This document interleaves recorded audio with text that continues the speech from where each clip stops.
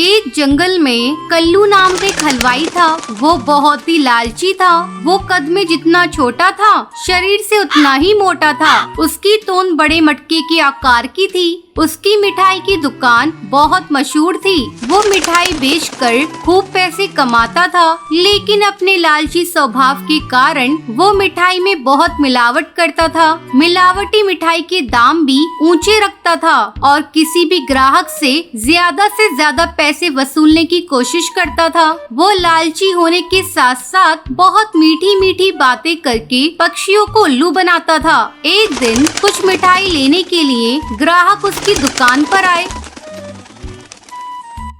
तब उसने अपनी तोंद पर हाथ फेरते हुए कहा, आओ टुनटुनी बहन आओ। बहन सारी की सारी ताज़ी मिठाइयाँ हैं। लड्डू, बर्फी, जलेबी, बर्फी, पेड़ा, गुलाब जामुन सब ताजे ताजे हैं। बोलो क्या क्या लोगे, कितना तोलूं? टुनटुनी ने कहा, कल्लू भाई बड़ी महंगी रहती है तुम्हारी मिठाई। कल्लू हलवाई ने मुस्कुराते हुए कहा, बहन टुनटुनी ऊंचा दाम अच्छा नाम। ऐसी मिठाई पूरे जंगल में नहीं पाओगे। पेड़े और बर्फी तो बिल्कुल शुद्ध खोए की बनवाता हूँ।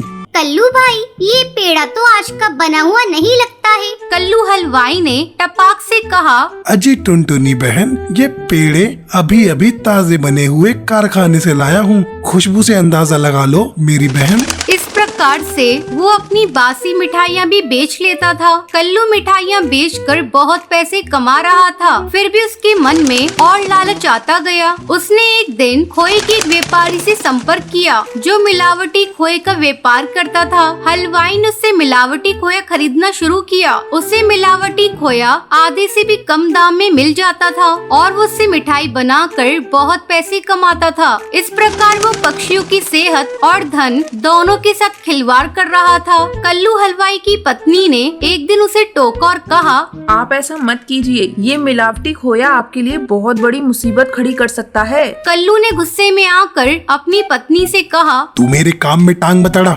व्यापार में ये सब कुछ करना पड़ता है।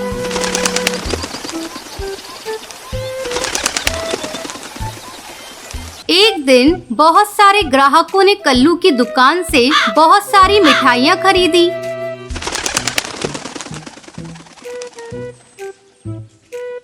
कुछ घंटों के बाद जंगल में बहुत सारे पंछी को फूड पॉइजनिंग हो गई। जिसने कल्लू की भी मिठाई खाई वो सभी बीमार होकर हॉस्पिटल पहुंच गए। ये खबर पूरे जंगल में फैल गई। पुलिस कल्लू की दुकान पर पहुंच गई। थानेदार ने कल्लू से कहा, कल्लू तुम्हारी मिठाई खाकर बहुत से लोग बीमार हो गए। तुम्हें हमारे साथ थाने चलना होगा। मेरी मिठाइयों में कोई दोष नहीं है। गर्मी बहुत पड़ रही है, जंगल का मौसम खराब है। आप मेरी मिठाई खा के तो देखिए। कल्लू धीरे से बुदबुदाया, आप कहें तो घर के लिए 2-4 किलो तोल दूं? थानेदार ने अपने सिपाहियों से कहा, मिठाइयों के सैंपल लो, जांच के लिए भेजना है और कालू को थाने ले चलो। कल्लू गिड़गिड़ाता रहा, लेकिन उसकी एक न चली। उसके लालच ने उसे सलाखों के पीछे भेज दिया। जैसी करनी वैसी भरनी, लालच बुरी बला है। एक जंगल में टुन्नू अपनी पत्नी टूनी और अपनी बेटी टुनटुनी से बहुत प्यार करता था। टूनी, मैं तुम दोनों के बिना जीने की कल्पना भी नहीं कर सकता। अगर मुझे कुछ हो जाए तो तुम मेरी बेटी का ख्याल रखना। मरे आपके दुश्मन, आप ऐसी बातें क्यों करते हैं जी? आपकी उम्र तो 100 साल हो, आपको मेरी भी उम्र लग जाए। पापा आपने मेरे लिए क्या लाया? बेटा, आज मैं तेरे लिए तेरी मनपसंद जूते लेकर आया हूँ। इसे पहनकर मुझे दिखाओ। टुनटुनी जूते पहनकर टुन्नू को दिखाती है। पापा ये जूते तो बहुत सुंदर हैं। मैं कल इसे अपनी सहेलियों को दिखाऊंगी। आप दोनों बाप बेटी बातें कीजिए, मैं आपके लिए खिचड़ी बना कर लाती हूँ। टूनी जैसे ही खिचड़ी बनाने के लिए किचन में जाती है, वो बेहोश होकर नीचे गिर जाती है। पापा जल्दी आओ, देखो माँ गिर गयी। टुन्नू दौड़कर वहाँ पर आता है। अरे ये टोनी को क्या हो गया? मैं अभी डॉक्टर को लेकर आता हूँ। टुन्नू डॉक्टर को घर लेकर आता है। डॉक्टर टोनी का चेकअप करती है। बधाई हो, आपकी पत्नी माँ बनने वाली है। अब आपको इनका बहुत ख्याल रखना होगा। डॉक्टर के जाने के बाद टुनटुनी बेटा, अब तुम्हारा भाई आने वाला है। मेरे ऑफिस जाने के बाद तुझे ही तेरी माँ का ख्याल रखना है। ठीक है पापा, अब मैं माँ का ख्याल रखूंगी, उन्हें एक भी काम नहीं करने दूंगी। क्यों? मुझे क्या हुआ है? मैं काम क्यों नहीं करूँगी? माँ, डॉक्टर ने आपको आराम करने को कहा है। मैं कुछ नहीं जानती, मैं आपकी एक भी नहीं सुनूंगी। अब से घर का सारा काम मैं करूंगी। मैं अभी जाकर पापा के लिए खिचड़ी बना कर लाती हूँ। अच्छा मेरी माँ, जा और संभाल कर बनाना। टुनटुनी खिचड़ी बनाने जाती है। अरे क्या तोड़ दिया, जरा संभाल कर काम करो। वो कुछ नहीं माँ, चावल का डब्बा नीचे गिर गया था। थोड़ी देर बाद टुनटुनी खिचड़ी बनाकर लाती है। पापा ये लो खिचड़ी, और खाकर बताओ ना कैसी बनी है। टुन्नू खिचड़ी खाता है। खिचड़ी तो बहुत अच्छी बनी है। टूनी, तुम भी खिचड़ी खा कर देखो।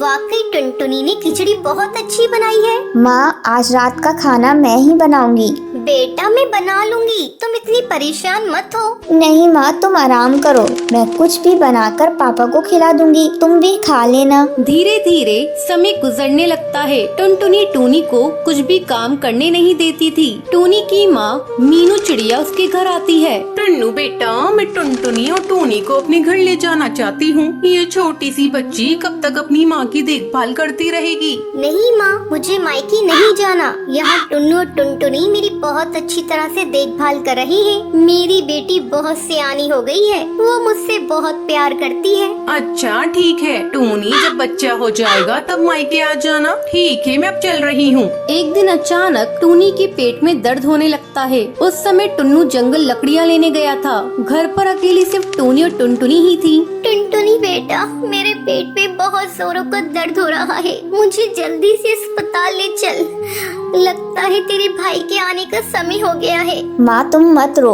मैं अभी कुछ करती हूँ। बाहर कोई भी नहीं दिख रहा है, मैं किससे मदद मांगू? अब माँ को इस सब्जी के ठेले पर ही ले जाना पड़ेगा। किसी तरह टुनटुनी टूनी को लेकर अस्पताल पहुंचती है और फिर टुन्नू को फोन करके अस्पताल बुलाती है। टूनी एक बच्चे को जन्म देती है। पापा ये देखो, मेरा भाई कितना सुंदर है। अब मैं मेरे भाई के साथ दिन भर खेलूंगी। टुनटुनी आओ बेटा मेरे पास, तू मेरी सबसे प्यारी बेटी है। ये सब कुछ तेरे ही कारण संभव हुआ है। टुनटुनी टूनी के गले लग जाती है और सब खुशी खुशी घर आ जाते हैं।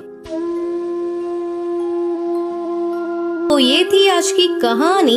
दोस्तों, आज के लक्की विनर्स के नाम ये रहे आपके स्क्रीन पर। आज का सवाल ये है, टुनटुनी टुन्नू के लिए क्या बनाती है? अगर आपको पता है तो आप हमें कमेंट करके जरूर बताएं। लक्की विनर के नाम कल की वीडियो में दिखाए जाएंगे। अगर आपको ये वीडियो पसंद आई हो तो इसे लाइक और ऐसी कहानियाँ देखने के लिए मेरे चैनल को सब्सक्राइब करना न भूलें।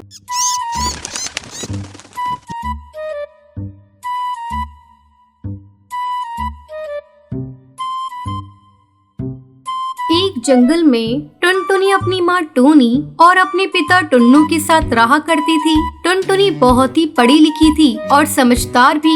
जैसे जैसे टुनटुनी बड़ी हो रही थी, उसके माता पिता उसकी शादी की चिंता करने लगे थे। एक बार टूनी टुन्नू के साथ बैठकर बात कर रही होती है। सुनो जी, बेटी की शादी की चिंता है भी या नहीं? झाड़ जैसी लंबी हो गई है, उसकी शादी भी तो करनी है। कुछ इसके बारे में सोचा भी है या नहीं? अरे ये भी कोई सोचने की बात है। मेरी बेटी सुंदर है, सुशील है और साथ में पढ़ी लिखी हुई है। उसके लिए तो हजारों पक्षियों के रिश्ते आएंगे।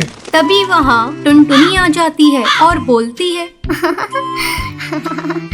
सही कहा पापा आपने। अभी तो मैं छोटी हूँ और इतनी भी जल्दी क्या है मुझे घर से भेजने की। और वैसे भी मुझे आजकल के फुकरे चिड़े पसंद नहीं है, तो पापा रहने दो और आप माँ को थोड़ा समझा दो। तुम दोनों बाप बेटी से तो बोलना ही बेकार है। उड़ा लो मजाक, जा रही हूँ मैं। टूनी गुस्से से वहाँ से चली जाती है। ऐसे ही कुछ दिन गुजर जाते हैं। एक दिन टुन्नू टूनी के पास जाता है और उससे बोलता है, अरे ओ भगवान, आज मैं तुम्हारे लिए ऐसी खबर लेकर आया हूँ जिसे सुनते ही तुम उछल पड़ोगी खुशी से। क्या जी, ऐसे पहेली क्यों बुझा रहे हो? जो भी बोलना है साफ साफ बोलिए। अरे भाग्यवान, क्यों इतना गुस्सा कर रही हो? ये देखो, चिड़ा की तस्वीर है हमारी बेटी टुनटुनी के लिए। और हाँ, मुझे तो ये चिड़ा बहुत पसंद है, तुम भी देख लो। अरे हाँ जी, ये चिड़ा तो बहुत सुंदर है। हमारी टुनटुनी के लिए ये चिड़ा बहुत अच्छा रहेगा। कौन है ये चिड़ा? भाग्यवान, ये मेरे दोस्त का बेटा है। बहुत बड़ा सिविल इंजीनियर है। नदी पार जंगल में सारे परिंदों के घोंसले इसी ने बनाए हैं। मैं चाह रहा हूँ कि इसी से टुनटुनी की शादी कर दूँ। तुम्हें तो पसंद आया ना?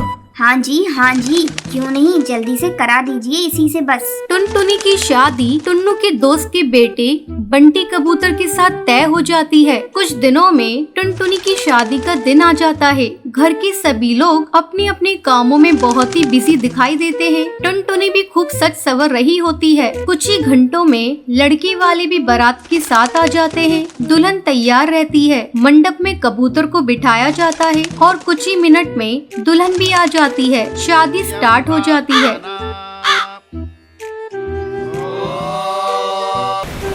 तभी शादी के बीच में ही बहुत जोर का तूफान और बारिश आ जाती है। सभी इधर उधर लग जाते हैं और कुछ ही मिनटों में पूरा जंगल पानी से भर जाता है। सभी पक्षी इधर उधर उड़कर अपनी जान बचा रहे होते हैं।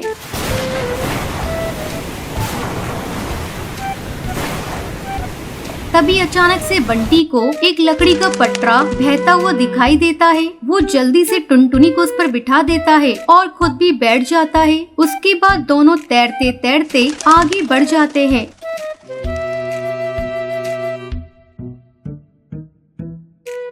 लकड़ी के पटरे पर बहुत दूर आगे जाने पर उन्हें एक नाव नजर आती है। वो दोनों उसके पास जाते हैं और बंटी उस नाव की सहायता से सभी की हेल्प करता है और सभी पक्षियों को भी बचा लेता है और साथ में अपने अपने माता पिता और सास ससुर की भी जान बचाता है। बंटी कबूतर की बहादुरी देखकर टुनटुनी बहुत खुश होती है और मन ही मन उससे प्यार करने लग जाती है। कुछ दिनों बाद पानी सूख जाता है। जंगल में फिर से बाढ़ आ जाती है और उन दोनों की शादी बहुत ही धूमधाम से हो जाती है।